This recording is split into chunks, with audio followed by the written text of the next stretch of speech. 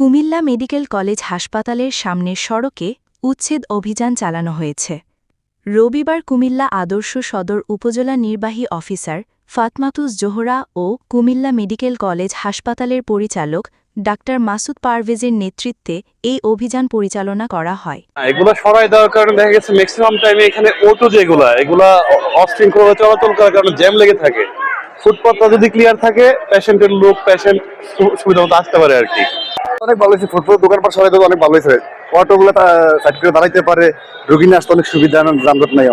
রাস্তা ক্লিয়ার হওয়া না, আমরা হাঁটা চলা ক্লিয়ার হয়েছে, ভালো লাগে পরিবেশ। এই অভিযানে সরল হাসপাতালের সামনের সড়কের প্রায় ১ দশকের জঞ্জাল। এতে ফুটপাত মুক্ত হয়, সরিয়ে দেওয়া হয় অ্যাম্বুলেন্স এবং সিএনজি অটোরিকশার অবৈধ স্ট্যান্ড। সড়ক মুক্ত হওয়ায় খুশি হাসপাতালে আসা রোগী ও তাদের স্বজনেরা। কুমিল্লা মেডিকেলের এই অংশ সবসময় আপনারা দেখবেন যে জ্যাম লেগে থাকে। এখানে মণিহারি দোকান, প্লাস্টিকের দোকান থেকে শুরু করে ফলের দোকান, এমন কিছু নাই যে রাস্তার দুই পাশে নাই।